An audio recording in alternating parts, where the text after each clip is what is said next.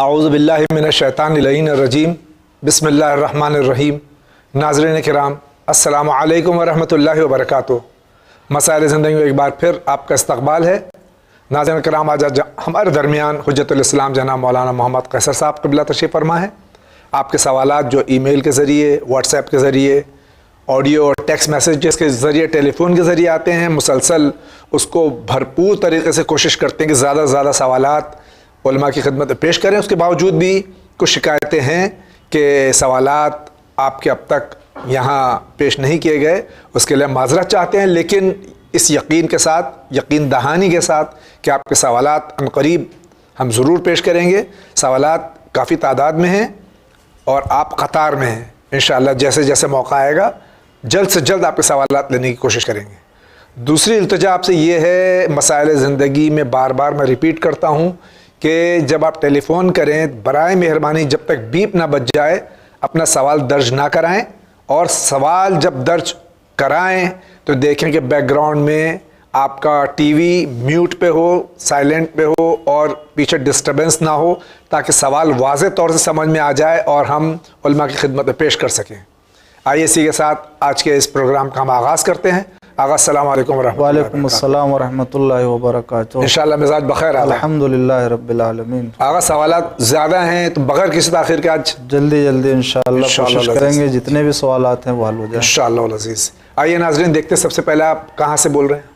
Hello, میں safe زمان بنگلور سے بات کر رہا ہوں۔ ہمارا سوال یہ ہے کہ دور حاضر میں امام زمانہ اللہ شریف کی سب سے بڑا نیک عمل کیا کرنا چاہیے؟ ہم کرتے ہیں کون سا عمل جو قابل قبول ہو، اس میں امام کی خوشنودی سے سیف زمان بات کر رہا ہوں۔ مولانا امام رسول کا ہمارے طرف سے سلام۔ پہلا ہی سوال یہ ہے کہ دور حاضر میں غیبت امام زمان علیہ السلام میں ہمارا کیا عمل ہونا چاہیے؟ دیکھیں، غیبت امام علیہ السلام میں ہماری بہت سی ذمہ داریاں ہیں، اور ہم امام علیہ السلام سے دور ضرور ہیں، لیکن ہم امام کی عنایتوں سے امام ہم سے دور نہیں ہے، امام ہم سے دور نہیں، جی اور امام کی عنایتوں سے محروم بھی نہیں ہیں۔ جی بے شک۔ تو ہمیں دور رہ کر کے یا غیبت میں امام ہے تو یہ سمجھ کے ہمیں لاوارث نہیں سمجھنا چاہیے اپنے آپ کو، لہٰذا ہم گویا امام کے سامنے زندگی بسر کر رہے ہیں۔ تو جس طریقے سے کوئی بیٹا اپنے ماں باپ کے سامنے رہ کے کوئی بری حرکت نہیں کرتا، اسی طریقے سے لوگوں کو بھی چاہیے کہ اس زمانے میں امام علیہ السلام باحیات ہیں، پردہ غیب میں ہیں، مگر ان کی نگاہیں ہمارے اوپر ہیں۔ تو سب سے بہترین جو عمل ہو سکتا ہے وہ ہے واجبات کو انجام دینا اور حرام چیزوں سے پرہیز کرنا۔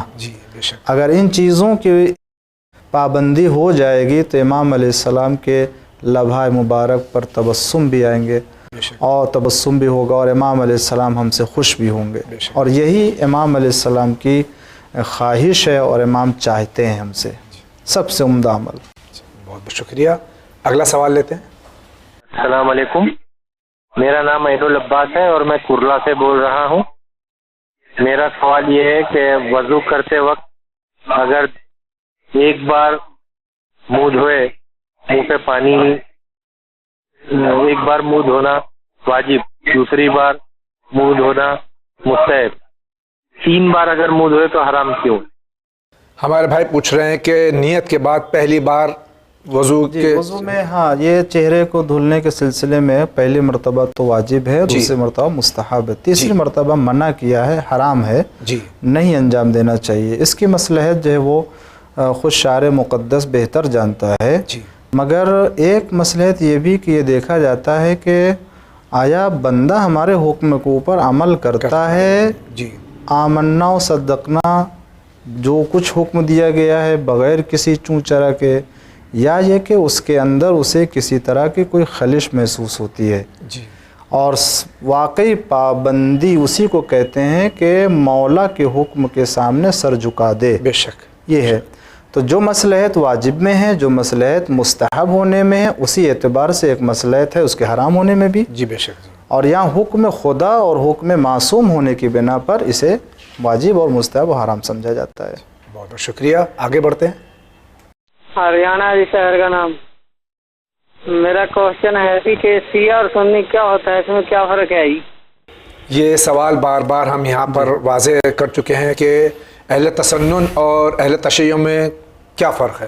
دیکھیں, شیعہ اور سنی مذہب میں جو بنیادی فرق ہے وہ عقیدے کے اعتبار سے وہ یہ ہے کہ وفات پیغمبر کے بعد اہل تشیع حضرات حکم خدا سے اعلان پیغمبر اکرم صلی اللہ علیہ وسلم کے توسط سے مولا کائنات امیر المومنین علیہ السلام کو پہلا امام و خلیفہ مانتے ہیں. ان کے بعد جو نام خود رسول اللہ نے بتائے ہیں, امام حسن, امام حسین, اور اس کے بعد 12 امام حضرت امام مہدی عجل اللہ تعالیٰ فرج الشریف تک, ان کے ماننے والوں کو کہتے ہیں اہل تشیع. جی.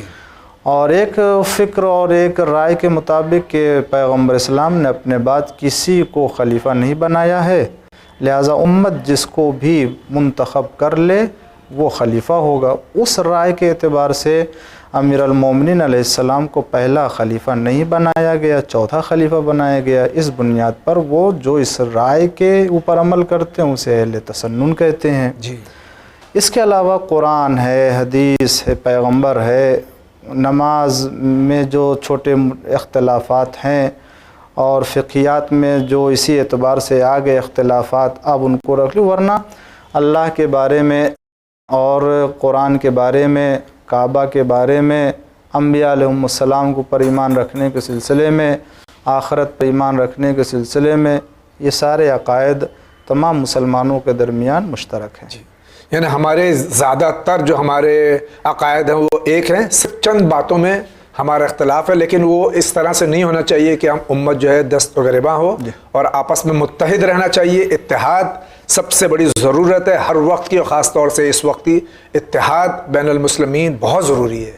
آئیے اسی کے ساتھ آگے بڑھتے ہیں. اتراکھنڈ, ضلع ہریدوار. ہم یہ پوچھ رہے ہیں سرکار کہ امام حسین نے کربلا کے اندر کون سی نماز ادا کری,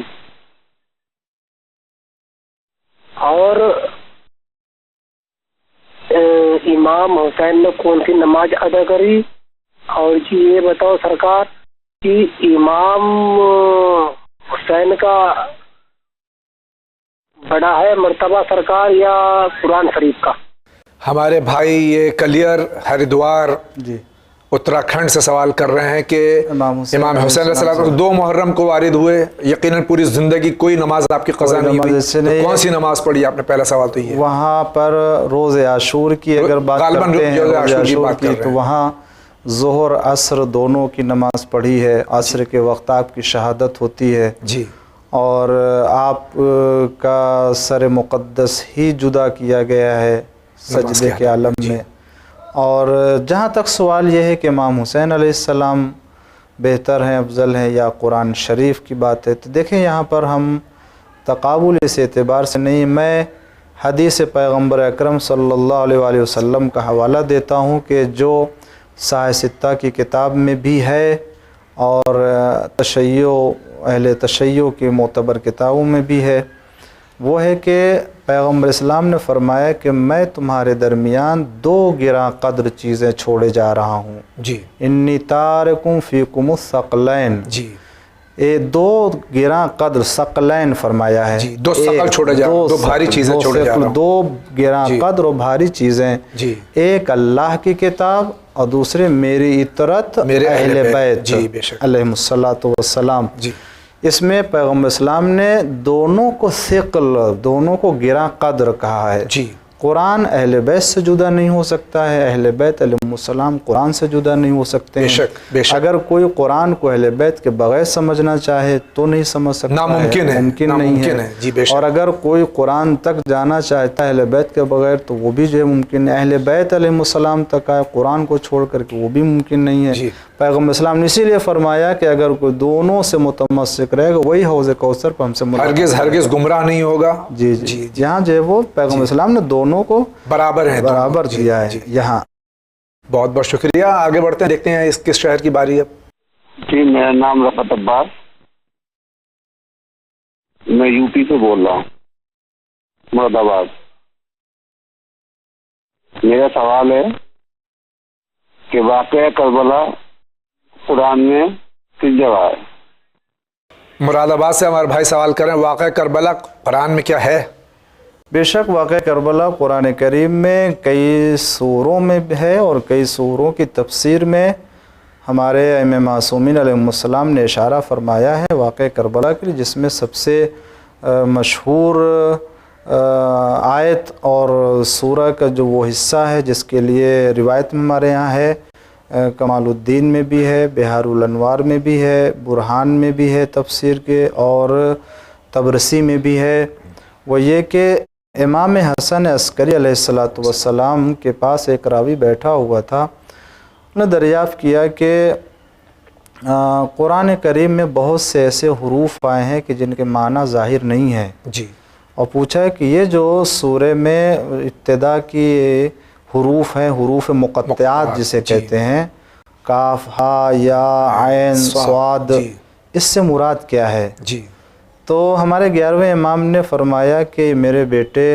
امام مہدی علیہ السلام سے دریافت کرو۔ جی، تو اس وقت امام علیہ السلام جو تھے وہ ظاہر ہوئے جی، اور اس چاہنے والے کے سامنے آئے، اور آپ نے فرمایا کہ خداوند عالم نے کچھ ناموں کی تعلیم جناب زکریا علیہ السلام کو عطا فرمائی تھی، اور اس کا وہ ورد کرتے تھے تو بلائیں دور ہو جاتی تھیں، لیکن جب وہ امام حسین علیہ السلام کا نام لیتے تھے تو وہ بے چین ہو جاتے تھے۔ اس پر دریافت کیا تو خداوند عالم نے فرمایا کہ اس سے مراد کاف، ہا، یا، عین، صاد سے مراد کیا ہے؟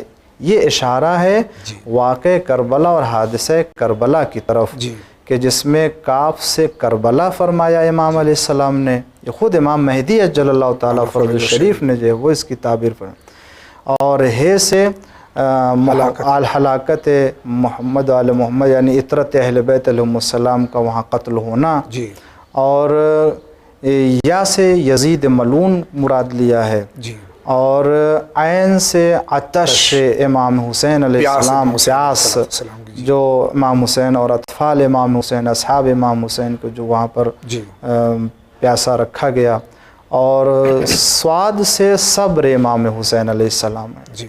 تو یہ تو نہ صرف یہ کہ واقع کربلا بلکہ پوری تفصیل کے ساتھ قاتل کون ہوگا، ان کے صفات کیا ہوں گے، اور کس طریقے کی قربانی ہوگی، پوری تفصیل کے ساتھ قرآن کریم میں بیان کیا گیا ہے۔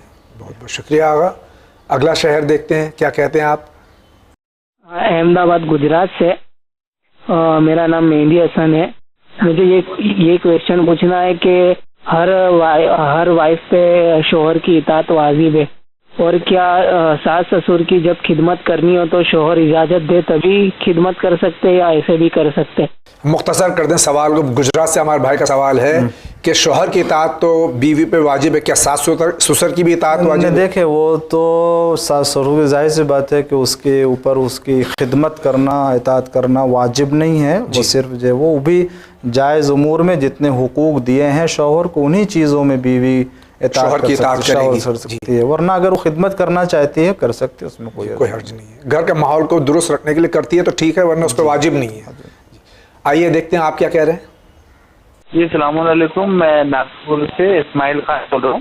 میرا سوال یہ تھا کہ جو امام حسین کی شہادت ہوئی ہے تو وہ وقت عصر کا تھا، تو وہ جو سجدہ تھا وہ عصر کی نماز کا سجدہ تھا یا شکر کا سجدہ تھا؟ السلام علیکم۔ ہمارے بھائی پوچھ رہے ہیں کہ سید الشہداء حضرت امام حسین علیہ السلام نے جو شہادت کے وقت نماز پڑھی تھی وہ سجدہ یقیناً دیکھیں، یہ جو نماز امام علیہ السلام نے پڑھی ہے تو یہ تو خوف کی نماز تھی۔ خود ظہر کی نماز جب ادا کی ہے امام علیہ السلام نے، تو آپ جانتے ہیں کہ جنگ کی حالت میں جو واجب نماز ہوتی ہے 4 رکعت ہے تو 2 رکعت ہوتی ہے، خوف میں بدل جاتی ہے، تو یقیناً امام نے ظہر اور عصر پڑھ لی تھی، اور وہ سجدہ شکر امام حسین علیہ السلام۔ ہماری جانیں قربان ہو جائیں اس سجدے پہ اور سجدہ کرنے والے پر۔ آئیے آگے بڑھتے ہیں۔ السلام علیکم مولانا صاحب، ابھی جو کشمیر کے مولانا بول انہی نے یہ بات کی ہے کہ اگر شوہر نے 1 مرتبہ طلاق دی ہے تو دن پورے ہو گئے ہیں تو وہ دوبارہ عقد کر سکتا ہے اگر بیوی کو کرنا چاہے. جبکہ ہم لوگوں نے آج تک یہ سنا ہے، بلکہ ہمارے محلے میں ایک واقعہ ایسا ہوا بھی ہے کہ ایک طلاق ہو گئی تو دوبارہ سے وہ پھر ریلائز ہوا کہ دوبارہ نکاح کرنا چاہتے تھے، تو گھر کے بزرگوں نے کہا کہ پہلے آپ کو حلالہ بیوی کا کرانا پڑے گا. مولانا نے یہاں سے کہا پہلے آپ کو بیوی کا حلالہ کرانا پڑے گا، اب آپ دوسرا نکاح اس کے ساتھ دوبارہ نکاح کر سکتے ہیں. تو اس نے ان کے خوبصورت بھائی کے ساتھ ان کا نکاح کیا گیا، پھر 5-7 دن بعد ان کی طلاق ہوئی، پھر عدے کے دن پورے ہوئے، اس کے بعد شوہر کے ساتھ شادی ہوئی. تو یہ وہ بھی ایک عالم دین تھے جنہوں نے یہاں کے لکھنؤ کے، جن کا نام نہیں بتانا چاہ رہی ہوں میں، انہوں نے یہ رائے دی تھی کہ پہلے حلال ہوگا پھر نکاح ہوگا. مگر وہ مولانا کہ خالی ہو تو برائے مہربانی اس کا واضح کریں کہ ان کا وہ صحیح تھا یا یہ جناب جو کہہ رہے ہیں وہ صحیح ہے. خدا حافظ. شاید ہو سکتا ہے یہ اسی میں اشتباہ ہو کہ جو عام طور سے لوگ کہتے ہیں. حالانکہ اسلام میں واقعی طلاق وہی ہے کہ جو 3 مرتبہ طلاق دی جائے، وہ بھی الگ الگ نشست میں. جی مثلا اس طرح سے ہوتا ہے، جی ایک شخص کی شادی ہوئی، اس نے طلاق دے دیا، کچھ دن کے بعد طلاق ہو گیا، جی اس کے بعد پھر اس نے رجوع کر لیا، جی پھر اس کے درمیان اختلاف ہوا اور انہوں نے طلاق دے دیا، جی 2 طلاق ہو گئی. پھر اس کے بعد دونوں رہنے لگے مل کے، رجوع کر لیا، پھر اس کے بعد طلاق. تو اب یہ 3 طلاق اس طرح سے. اب اس کے بعد اگر پہلا شوہر چاہتا ہے کہ اپنی بیوی سے دوبارہ رجوع کرے اور اس کے ساتھ رہے تو یہاں حلالے کی ضرورت ہے. جی لیکن پہلا ہی طلاق ہو اور اس کے بعد اگر وہ پہلا شوہر ملنا چاہتا ہے تو اس میں حلالے کی ضرورت نہیں ہے. اور وہ اگر عدے کے دوران ہے تو وہ بغیر عقد کے بھی رجوع کر سکتا ہے، اور اگر عدہ ختم ہو گیا تو عقد کر کے عقد کر سکتا ہے. بہت بہت شکریہ. آگے بڑھتے ہیں. بنت فاطمہ، یو پی الہ آباد. میرا کوشچن ہے کہ میری بہن کہتی ہے کہ تم شستانی صاحب کی فالوور نہیں ہو کیونکہ تم نے ابھی تک نیت نہیں کری ہے. جب تک ہم نیت نہیں کریں گے تب تک کیا ہم ان کی فالوور نہیں ہوں گے؟ وہ کہتی ہے تم نے نیت نہیں کری ہے تو تم مسلمان نہیں ہو. تو کیا ہم مسلمان نہیں ہیں؟ یہ پھر بچی ہماری غلط فہمی گھر میں ہے. یہ تقلید کے لیے کیا شرائط؟ تقلید کے لیے کہ یہ دیکھیں، بالغ ہونے کے بعد اگر لڑکی ہے تو 9 سال، لڑکا ہے تو 15 سال. شرعی اعتبار سے چاند کی تاریخ کے لحاظ سے اسے جوڑنا ہوگا، دیکھنا کہ 9 سال لڑکی کے لیے، 15 سال لڑکے کے. جی بے شک. بالغ ہونے کے بعد اسے اس وقت تقلید واجب ہوتی ہے. تقلید کا مطلب یہ کہ اسلام کے احکام و دستور کے اوپر عمل کرنا ہے. جی تو اگر وہ خود مجتہد ہے تو ضرورت نہیں ہے تقلید کرنے کی. اگر خود کے قرآن اور حدیث سے نکال سکتے نہیں ہے تو کسی ایسے مجتہد جامع شرائط کی طرف رجوع کر کے اس کے احکام معلوم کرے جو اس نے معلوم کیے ہیں، اس کے اوپر عمل کرے. تو اگر کوئی سستانی صاحب کی تقلید کرنا چاہے تو پہلے بالغ ہو. جی اور بالغ ہونے کے بعد اسے اپنے نیت میں رکھنا ہے کہ میں مثلا آقا سستانی یا کسی دوسرے مرجع کی تقلید کرتا ہوں اللہ کی خوشنودی کے لیے. اس کے بعد وہ مقلد ہو جائے گا اس کا. ایسا نہیں ہے. لیکن بالغ ہونے سے پہلے اس کے اوپر تقلید واجب نہیں ہے اور وہ مسلمان ہے. ایسا نہیں ہے کہ وہ مسلمان نہیں ہوگا. بہت بہت شکریہ. اگلا سوال لیتے ہیں. شبیر حسین بولتا ہوں جاورا سے. کوشچن یہ ہے کہ جب کربلا میں امام حسین علیہ السلام نے استغاثہ کیا تھا، جناب علی اصغر نے جھولے سے گر گئے تھے، تو جناب امام محمد باقر نے آواز استغاثہ پہ جواب کیوں نہیں دیا؟ جاورا سے ہمارے بھائی سوال کر رہے ہیں کہ جب امام حسین علیہ السلام نے صدا استغاثہ حل من ناصر ینصرنا کہ صدا بلند فرمائی تو شہزادہ علی اصغر علیہ السلام نے جھولے سے گرا دیا. تو کیا محمد باقر علیہ السلام تو ان سے بڑے تھے، انہوں نے کیوں نہیں اس پر لبیک کہا؟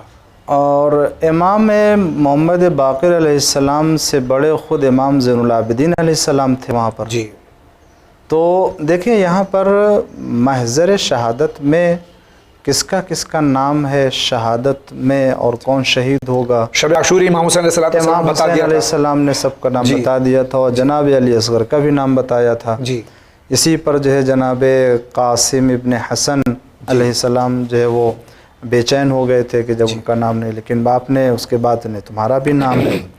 تو یہاں دیکھیں کربلا میں شہید ہونے والے پہلے سے وہ معین تھے، مشخص تھے کون آئے گا، لیکن یہ کہ اب یہ کہ امام باقر علیہ السلام یا دوسرے لوگوں کو خدا بند عالم کی مصلحت تھی کہ انہیں امامت کے لیے ذخیرہ کیا ہے اور ان کو اس کے بعد کی منزلوں کو طے کرنا ہے، تو یقیناً یہ شہادت کے لیے آگے نہیں آ سکتے تھے، اور اسی لیے امام زین العابدین علیہ السلام کو مصلحت پروردگار کی بنا پر اس عالم میں رکھا گیا تاکہ جو ہے وہ ظالم اتنا ظلم نہ کرے، انہیں دیکھ کر کے جو ہے وہ قتل سے باز آ جائے۔ اور یہی وجہ ہے کہ کئی موقع پر امام زین العابدین علیہ السلام کو قتل کرنے کی کوشش کی گئی ہے، مگر یہ حکم خدا و مصلحت پروردگار ہے کہ آپ کو بچایا گیا، کیونکہ آپ چوتھے امام ہونے والے تھے، آپ کے بعد پانچویں امام، تو یہ سلسلہ سنت وہ امامت جو ہے وہ ختم ہو جاتا، اسی لیے جو ہے وہ مصلحت تھی کہ جو، ورنہ ایسا نہیں ہے کہ یہ آواز استغاثہ کے لیے اس پر لبیک کہنے کے لیے تیار نہیں تھے، بلکہ کہا بھی، بلکہ امام زین العابدین علیہ السلام نے خود آسان لے لیا کہ اب اگر ایسی بات ہے تو پھوپھی جان مجھے جانے دکھانی، تمہارے اوپر سے جہاد ساقط ہے۔ اور اس کے علاوہ بچے دیکھو امام حسین علیہ السلام لے کر کے گئے تھے، ورنہ خود جناب علی اصغر علیہ السلام کے اوپر جہاد واجب نہیں تھا، بے شک، وہ تو خاندان رسالت کا بچہ ہے کہ جس نے اپنے شعور کو ظاہر کیا، امام حسین علیہ السلام لے کے گئے پانی پلانے کے لیے، یہ حجت تمام کرنے کے لیے، پتہ چل جائے کہ یہ انسان بھی نہیں، جو معلوم ہو جائے کہ جو لوگ اسلام اور خلافت کے نام سے اسلام میں حکومت کر رہے ہیں یہ کس انسانیت اور کس جو ہے وہ قانون کے ماننے والے ہیں، یہ اس لیے تھا، ورنہ ایسا نہیں کہ امام کے استغاثہ کے اوپر کوئی اب کہنے والا یا مدد کرنے والا نہیں تھا۔ بہت بہت شکریہ۔ اگلا سوال۔ جی میں جاننا چاہتا ہوں کہ ہم اولاد رسول کو علیہ السلام کیوں کہتے ہیں؟ قرآن میں علیہ السلام صرف پیغمبروں کو کہا گیا ہے۔ میں سوال کو اور آگے بڑھا دوں کہ جس قرآن میں صرف انبیاء علیہ السلام کو علیہ السلام کہا گیا، تو نماز میں السلام علیکم ورحمۃ اللہ وبرکاتہ کس کو کہتے ہیں؟ دیکھیں سوال ہاں یہ ہے کہ آل محمد علیہ السلام کو سلام کیوں کرتے ہیں اور علیہ السلام کیوں کہتے ہیں؟ تو دیکھیے اس کے کئی جوابات ہیں، اور خود قرآن کریم میں بھی اس کا جو ہے وہ انبیاء علیہ السلام پر سلام ہے، مگر جس شان کا سلام پیغمبر اسلام صلی اللہ علیہ وآلہ وسلم کے لیے ہے وہ کسی کے لیے نہیں ہے، بے شک، کسی کی آل کے اوپر درود اور سلام نہیں بھیجا گیا، جس طریقے سے آل اور ان کے ذریت کے اوپر جو ہے درود قرآن کریم بھیجا گیا، سلام علی الیاسین۔ آپ اس آیت کی تفسیر میں چلے جائے، دیکھ لیجئے اٹھا کر کے کتابیں، کہ اس میں بہت سے قاریوں نے تو اس کو سلام علی آل یاسین بھی پڑھا ہے، اور سب نے یعنی پڑھنے والوں نے پڑھا، اور یہ مسلمہ ہے کہ یاسین لقب سوائے پیغمبر اسلام کے اور کسی دوسرے کا نہیں ہے۔ جب پیغمبر اسلام کا لقب تو الیاسین کے جو آل ہے اس کو آل یاسین سے تعبیر کیا، تو جب قرآن نے خود آل یاسین آل محمد کے اوپر جو سلام کیا تو ہم کو علیہ السلام کہنے میں کیا پریشانی، کیا تکلیف ہوتی ہے، یہ چیز ہے۔ پھر اس کے بعد خود امام شافعی نے کہا ہے کہ اگر کوئی تشہد میں محمد آل محمد علیہ السلام کے اوپر درود نہ بھیجے تو اس کی نماز نہیں ہے، تشہد نہیں ہے، اور آج تمام دنیا کا مسلمان جو ہے وہ سلام جو ہے وہ بھیجتا ہے۔ خود پیغمبر اسلام نے فرمایا ہے کہ جو وہ ہمارے آل کو اگر ہم سے الگ کر کے اس کو درود بھیجا گیا تو وہ ناقص درود ہے، اسی لیے ہم اللہم صلی علی محمد وآل محمد بھیجتے ہیں اس طرح سے، اور ایسے نہیں کہتے اللہم صلی علی محمد وعلی آل محمد، وہ اعلیٰ نہیں کہتے، یہ فاصلہ کر دینا ہے۔ یہ پیغمبر اسلام نے منع فرمایا کہ اس طریقے سے اگر میرے آل کے اوپر درود بھیجتا ہے ناقص ہے وہ، تو ہم کہتے ہیں اللہم صلی علی محمد وآل محمد وعجل فرجہم۔ آگے بڑھتے ہیں۔ ہاں میں نعیم محمد قریشی بھیلائی نگر چھتیس گڑھ سے بول رہا ہوں۔ ابھی ہم نے مولانا صاحب سے سنا جمعے کے خطبے کے بارے میں بتا رہے تھے کہ دو خطبے ہوتے ہیں، ایک میں دین کے بارے میں بتایا جاتا ہے اور دوسرے میں دنیاوی معلومات دی جاتی ہے۔ لیکن یہ خطبہ تو عربی میں ہوتا ہے جسے وہاں بیٹھے ہوئے قریب 100% آدمی نہیں سمجھ پاتے ہیں. تو ایسا خطبہ اگر ہندی میں پڑھا جائے تو کیا وہ جائز ہے؟ جمعے کا خطبہ ہماری عام طور سے جو ہے مقامی زبان میں بھی بیچ میں اس میں کہا جاتا ہے. جی ہو سکتا ہے کسی گاؤں میں دیہات میں یا شہر میں ایسا ہو رائج ہو کہ وہ دونوں خطبے عربی میں پڑھ دیے جاتے ہیں اور اس کے بعد اردو میں کوئی چیز نہ بیان کی جاتی ہے، لیکن شاذ و نادر. لیکن الحمدللہ ابھی ہر جگہ وہ شہر میں بھی گاؤں میں بھی مختصر خداوند عالم کی حمد تعریف اور اس کے بعد جو ہے وہ محمد علیہ السلام کے اوپر درود و سلام اور اس کے بعد جو ہے وہ نصیحت اور اس کے بعد اردو زبان میں یا جہاں بھی ہے کوئی انگریزی کا ماحول ہے جو جس زبان میں بھی تو وہاں پر بھی جو ہے اسے بیان کیا جاتا ہے. دوسرے خطبے میں بھی جو ہے حالات حاضرہ کے اوپر گفتگو ہوتی ہے، خود قومی مسائل کے اوپر گفتگو ہوتی ہے، سماج میں جو برائیاں ہیں ان کو لوگوں کے سامنے پیش کیا جاتا ہے، ان سے دور رہنے کی بات کی جاتی ہے. تو میں سمجھتا ہوں اگر نہیں ہوتا ہے تو ہونا چاہیے مختصر حمد کر کے عربی میں، اس کے بعد جو وہ سامعین کی زبان مقامی زبان میں جو ہے وہ اس کا ذکر کرنا چاہیے. بہت بہت شکریہ. آگے بڑھتے ہیں. شری گنگا نگر راجستھان. میرا سوال یہ ہے کہ ہندوؤں کو صدقہ دینا حرام ہے یا حلال؟ صدقہ کسی بھی مستحق کو چاہے کسی قوم کا اس کو دینا کیسا ہے؟ دیکھیں صدقہ آپ انسانیت کے عنوان سے آپ مدد کر سکتے ہیں کسی کے لیے بھی، اور کوشش کریں صدقہ ہے اس کو ضرورت مندوں میں جو اپنے لوگ ہیں ان میں تقسیم کریں. بہت بہت شکریہ. اگلا سائل کیا کہنا چاہتا ہے؟ وعلیکم السلام ورحمۃ اللہ وبرکاتہ. میرا نام ہے کونین مرزا. میں یہ پیغام دینا چاہتا ہوں سارے اپنے شیعہ مومنوں کے لیے. میں مولانا سے پوچھنا چاہتا ہوں، ویسے تو میں مولانا غلام رسول کا بہت مرید ہوں اور جواد بھائی کا بھی بہت اچھا جاننے والا ہوں، اور یہ بات ہے کہ عورت جو ہے عورت کیوں نہیں سمجھ پاتی ہے. عورت جو ہے اپنے بیٹے کے لیے خاص ایک نظر رکھتی ہے اور اپنے بہو کے لیے الگ نظر رکھتی ہے. ایسا کیوں ہوتا ہے؟ کیونکہ اہل بیت کے چاہنے والوں کے مومنوں کے اس میں ایسا نہیں ہونا چاہیے. اس لیے یہ میں پوچھنا چاہ رہا ہوں کہ تاکہ سارے عورتوں کو اس بہترین سے بہترین خبر مل سکے اس کے بارے میں. پہلی بات تو یہ عرض کر دوں کہ چینل ون صرف شیعوں کے لیے نہیں ہے، پیغام انسانیت تمام انسانوں کے لیے ہے. اور آغا کی یہ ایک جنرل اور ایک عام حکم ہے اسلام کا کہ چاہے وہ عورت ہو یا مرد ہو، اسے ہر ایک کی طرف انصاف اور برابری کی نگاہ سے جو ہے وہ پیش آنا چاہیے، دیکھنا چاہیے اسے. اگر کسی کے درمیان ناانصافی ہو رہی ہے تو یقیناً یہ نہ عورت کو اجازت دی گئی ہے اس کے لیے، نہ مردوں کو اجازت دی گئی ہے، نہ کسی مذہب کو اجازت دی گئی ہے اس طرح سے. اور وہ چاہے رشتہ دار میں ہو یا غیر رشتہ دار میں ہو، ہرگز کسی بھی ایک نگاہ سے دیکھنا. جہاں زیادتی ہو رہی ظلم ہے وہاں اس کی مذمت کرنی چاہیے اور اس کو ٹوکنا چاہیے، منع کرنا چاہیے، وہ چاہے ہماری بیٹی ہو یا کسی دوسرے کی بیٹی. بے شک عدل و انصاف سے چلنا چاہیے، ہر انسان کو، ہر مومن چاہیے اور انصاف پسند ہونا چاہیے. بے شک. آئیے آگے بڑھتے ہیں. ہلو السلام علیکم. میں محمد مجاہد احمد علی بات کر رہا ہوں بنگلور شہر سے. میرا سوال یہ ہے کہ ابھی حضرت نے بولا کہ سولر یعنی کہ سورج سے گرم ہوا پانی میں وضو کرنا مکروہ ہے. تو اگر یہ سولر جو ڈالتے ہیں گھروں کے اوپر چھت پہ، اس سے اگر غسل کرنا بھی مکروہ ہے کیا؟ سولر سے گرم ہوا پانی یعنی کہ سورج کی روشنی سے گرم ہوا پانی غسل کرنا بھی کیا مکروہ ہے؟ میرا سوال یہ. آگا ایک تو ہوتا ہے ڈائریکٹ سورج کی وجہ سے پانی گرم ہو جائے، اور ایک سولار جو انرجی کی وجہ سے پانی گرم. دیکھیں جو سورج کی کرنوں سے اور سورج کی شعاؤں سے اگر وہ پانی گرم ہے تو اس کے لیے کہا گیا ہے وضو اور غسل کرنا مکروہ ہے. اس کے علاوہ اور کسی دوسرے سولار انرجی سے جو ہے اس کے لیے نہیں کہا گیا، سورج کی گرمی سے حدت سے. بہت بہت شکریہ. اگلے سائل کا سوال لیتے ہیں. جی السلام علیکم. میرا نام امیر رضا، میں بجنور سے بول رہا ہوں. یہ مجھے ون چینل بہت زیادہ پسند ہے. اللہ اسے دن دگنی رات چوگنی کرے اور ترقی خوب عطا کرے. یہ چینل ہمارے لیے بہت اچھا شروع کیا گیا ہے. اللہ اس میں برکت کرے. اس کا یہ پروگرام مسائل زندگی بھی بہت اچھا ہے. اس کے وسیلے سے ہم نے اور چینل دیکھنا بند کر دیے ہیں جو اب تک ہم دیکھتے تھے. ایک بار پھر قبلہ اور جاوید بھائی دونوں کو میرا سلام.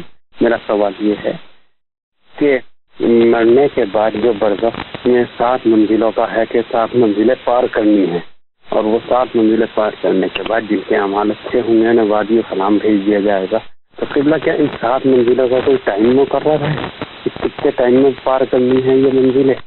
اور دوسرا سوال یہ ہے کہ آپ کے چینل پر پہلے محتاج کیف کا سیریل چلتا تھا جب میرے پاس دن نہیں تھا، اس لیے آپ اسے دوبارہ شروع کرا دیجیے تاکہ ہم اس کو دیکھ سکیں، آپ کی مہربانی ہوگی۔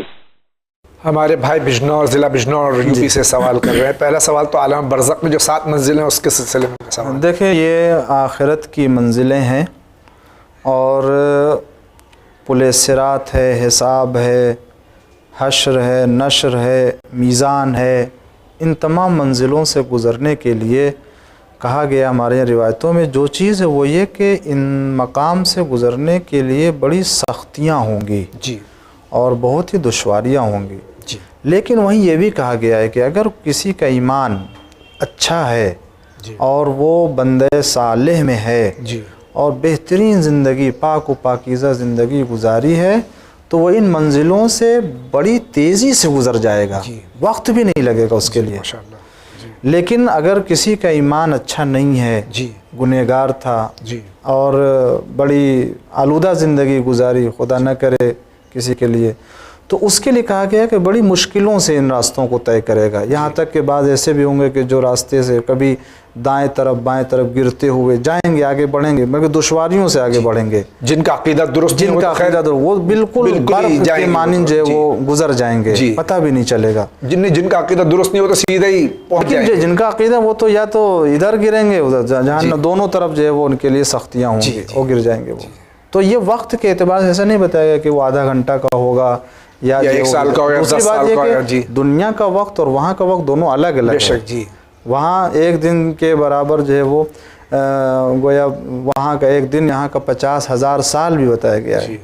وہ کون سا وقت ہے وہ ایک اعتبار سے صورتحال ایسی ہوگی۔ جی بہت بہت شکریہ۔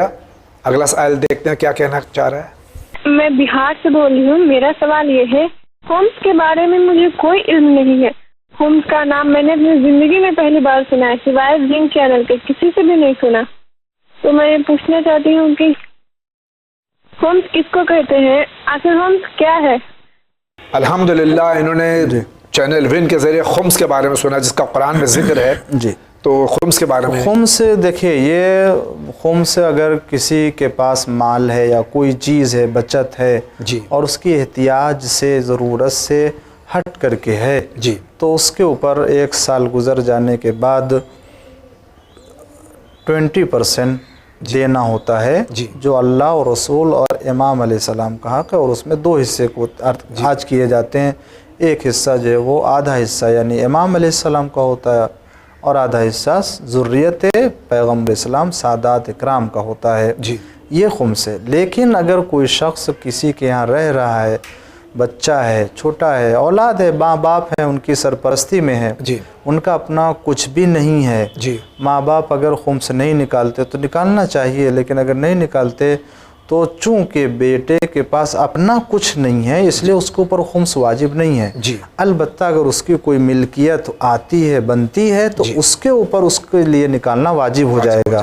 فرض کر لیجئے باپ نے 1000 روپیہ دے دیا، ہمارے پاس یہ ہے، پاکٹ منی ہے، پاکٹ منی ہے۔ اب وہ ماں باپ نکالیں نہ نکالیں ان کا اپنا وہ، لیکن یہ جو 1000 روپیہ ہمارے پاس ہے یا کوئی اور چیز ہے گفٹ میں رکھی ہوئی ہے، ہم اس کے لیے معین کر لیں 1 سال میں تاریخ کو، وہ جب بھی تاریخ ہے اور اگر وہ بچے ہمارے استعمال سے تو جتنی بھی بچے اس کا 20% خمس سے نکال دینا چاہیے، اور یہ حق جو ہے وہ اللہ اور رسول کا ہوتا ہے۔ بہت بہت شکریہ۔ اگلے سائل کا سوال لیتے ہیں۔ جی مجھے کوشچن پوچھنا ہے، میں کانپور سے بول رہی ہوں، اور کہ ہم مطلب میرے گھر میں زیادہ تر جو ہے نجس چیزوں کا یوز ہوتا ہے، حرام چیزوں کا، اور اس میں ہم کچھ انٹرفیئر بھی نہیں کر سکتے اس مسئلوں کو ہٹانے کے لیے کہ یہ چیز آپ لوگ نہ یوز کریں، اور اس میں ہم نماز پڑھیں تو کیا میری نماز پوری ہوگی؟ ہم کو تو اپنے مطلب نماز اور دعاؤں پہ بھی وہ نہیں ہوتا کہ ہمارے گھر میں اتنی نجس چیزیں یوز ہوتی ہیں، اور تب اس کے آپ ہم کو آنسر دیجیے۔ یہ ہماری بہن کانپور سے سوال کر رہی ہیں، فرما رہی ہیں کہ ان کے گھر میں سب چیزیں جو ہیں نجس اور حرام ہیں، اس گھر میں نماز اور دیکھیں اس سلسلے میں طریقہ احتیاط کرنا ہوگا وہ یہ کہ اپنے لیے مخصوص جگہ بھی بنا لیں، وہ اپنے اعتبار سے کر سکتے ہیں، اس کو پاک رکھیں. نہیں اگر جگہ پاک مل سکتی ہے تو اپنے ایک چادر یا کوئی ایسا کپڑا رکھیں، نماز کے وقت مخصوص طور سے اس کو چھپا کے رکھیں، نہ نجس ہو جائے وہ، اور نماز کو اس کو بچھا کے نماز پڑھ لیجئے، وہ پاک ہوگا، اس کی نماز ہو جائے گی. اس طرح سے جو ہے وہ نکال سکتے. لیکن کوشش کریں ایسے گھر میں نجاست نہ آنے پائے. جو لوگ اس کا سبب بنتے ہیں ان کو متوجہ کرنا چاہیے کہ بہت بڑا گناہ، کوئی عبادت قابل قبول نہیں ہے، برکتیں نہیں آتی ہیں، فرشتے نہیں آتے ہیں. تو اگر ایسا گھر ہے تو آخرت خراب ہوتی ہے، خراب ہوگی. تو کیسے یہ ساری چیزیں ہو سکتی ہیں؟ بہت بہت شکریہ. آپ کیا کہنا چاہتے ہیں؟ ہلو، السلام علیکم. میں کشمیر سے بول رہا ہوں. میرا سوال شیخ صاحب سے یہ ہے کہ ہم نے محلے میں کچھ راستے کے لیے جھگڑا ہوا تھا. ہم نے ایک پڑوسی کو بولا تھا کہ راستے میں تھوڑا سا اس نے رکاوٹ ڈالی تھی، 20-30 ہزار کا تکلیف ہے اسے کھول دیجئے، 10-5 فٹ زمین چھوڑ کے، چاہے آپ 4 گنا 5 گنا پیسہ لے لیجئے. لیکن اس کے بدلے یہ ہوا کہ محلے والوں نے 5 گھروں کے ساتھ طرز موالات کر کے تو محلے برادری سے خارج کر دیا، اور باقی جو اس کے بعد جو مجلسیں کی ہے، باقی مجلسیں کی ہیں گھروں میں جو دعوت کری ہے، تو ان 5 گھروں کو کبھی دعوت نہ رکھی ہے، نہ کچھ رکھا ہے. تو مطلب اس کے بارے میں بتا دیے یہ کہاں تک صحیح ہے. بلکہ اس نے سڑک کا زمین بھی ہڑپ کر لیا ہے. یہ غصب کا معاملہ جو فرما رہے ہیں غصبی، دیکھیں پہلی بات تو یہ مقامی مسئلہ ہے، نہیں معلوم کہ حقیقت کا ایک طرفہ بات کے اوپر فیصلہ کرنا بھی نہیں. اگر اتنی بات ہے تو بہرحال ایک عام طور سے بات یاد رکھنی چاہیے ہر ایک کو، کسی کے حق کو چھیننا نہیں چاہیے اور ناحق طریقے سے کسی کا مال نہیں لینا چاہیے. ورنہ یہاں اگر ہم اپنے طاقت اور قوت کے بنیاد پر چھین لیا تو شاید لے لیں گے، لیکن خدا کے یہاں جواب دینا ہوگا. لہٰذا ہر ایک کو اس بات کا خیال رکھنا چاہیے، اور اگر کوئی ناحق طریقے سے لیتا ہے کم سے کم اس پر ظلم تو پھر نہ کرے، اس کا بائیکاٹ اس طریقے سے. بہرحال یہ نہیں معلوم یہ اس کی صورتحال تفصیلی کیا ہے، ہاں اس کے لیے جو رجوع کریں تو بہتر. اگلے سائل کا سوال لیتے ہیں. میرا نام محمد عباس رضوی ہے، میں شری گنگا نگر راجستھان سے بول رہا ہوں. سر میں یہ پوچھنا چاہتا ہوں، السلام علیکم، میں یہ پوچھنا چاہتا ہوں کہ نماز کے اندر سجدے کے اندر کتنی چیزیں واجب ہیں ٹکنا؟ یہ ہمارے بھائی پوچھتے ہیں سجدے میں کتنے اعضاء کو ٹیکنا چاہیے؟ 7 چیزیں واجب ہیں اعضائے سجدہ جسے کہتے ہیں. سب سے پہلے تو پیشانی کو خاک کے اوپر اور سجدے میں ہونا چاہیے، سجدے کے اوپر. اس کے بعد دونوں ہاتھ کی ہتھیلیاں مستحب ہے کہ کان کے برابر میں ہو سجدے کے عالم میں. اس کے بعد یہ دونوں پیر کے گھٹنے ان کو رکھنا چاہیے جو زمین کے اوپر، اور اس کے بعد دونوں پیر کے انگوٹھے زمین کے اوپر ٹکنا. یہ 7 اعضاء واجب ہیں، یہ 7 اعضاء سجدے کے عالم میں واجب. بہت بہت شکریہ. آگے بڑھتے ہیں. میں احتشام رضوی الہ آباد یو پی سے بول رہا ہوں. اور جناب ایک بہت اہم مسئلہ پھنس گیا ہے جو میں آپ کے سامنے بتانا چاہتا ہوں، بہت جلد چاہتا ہوں. ایک کتاب 8 ربیع الاول کو راہ نجات سید غلام عسکری صاحب نے یہاں شامل کو بانٹا ہے، جس میں مولا کائنات نے محنت مزدوری کر کے باغ لگایا جس میں 1000 درخت تھے، اور ہر درخت کے نیچے روزانہ 2 رکعت نماز پڑھتے تھے. لوگوں نے یہاں تک یہ مچائی کہ رسول اکرم حضرت علی علیہ السلام نے 24 گھنٹے کا جو دن ہوتا ہے 1000 بغیچے 1000 پیڑ میں، اور یہ 2 رکعت ہر پیڑ کے نیچے وہ پڑھتے تھے. ان کو وقت کیسے ملا؟ جبکہ بحث بہت ہوئی اس میں. دیکھیے مولا مشکل کشا کے موضوعات بہت ہوئے ہیں. اس کے علاوہ اگر دیکھا جائے تو کربلا کی تاریخ میں حضرت امام حسین علیہ السلام 72 فرد لے کے گئے تھے، جس میں حضرت علی اکبر بھی تھے، حضرت ابوالفضل عباس تھے، جناب قاسم تھے، ابن مظاہر تھے. صبح 6 بجے سے اگر جنگ شروع ہوئی تھی, قربانی کا سلسلہ ہوا تھا, تو عصر تک تو کافی ٹائم ہو جاتا ہے. تو کیا مطلب مولا مشکل خوشا کے ہاتھ میں اتنی تو پاور تھا ہی, اتنی طاقت تھی کہ وہ دن کو بڑھا دیا ہوگا, بڑھا دیا بھی ہے. اور وہ ایک شب میں جب کافی ایک ہی شب میں 40 گھروں میں ایک ہی وقت میں دعوت میں پہنچتے ہیں, تو کیا یہ جو انہوں نے لکھا ہے غلط لکھا ہے یا صحیح؟ ذرا اس کا تفصیل دے دیجیے. کچھ لوگوں نے اپنی قابلیت کا مظاہرہ. مختصر یہ کہ جو کہیں روایت ہے کہ 1000 پیڑ پہ دو رکعت نماز پڑھی مولانا. اس کے علاوہ بھی ہمارے یہاں روایت ہے کہ مولا کائنات امیر المومنین علیہ الصلاۃ والسلام ایک شب میں 1000 رکعت نماز پڑھ لیتے تھے. میں اس سلسلے میں ایک بات عرض کروں جس کو میں نے خود کتاب میں پڑھا ہے جی, اور بعید بھی نہیں ہے. وہ یہ کہ اس طرح کی روایتوں کے اوپر لوگ تعجب ظاہر کرتے ہیں. دیکھیں, جب تک ہم اپنے اعتبار سے معصوم کو سمجھتے رہیں گے اس وقت تک معصوم کا کردار اور عمل سمجھ میں نہیں آئے گا. جی بے شک, کیونکہ ہم ہیں اور معصوم کی زندگی اور معصوم الگ.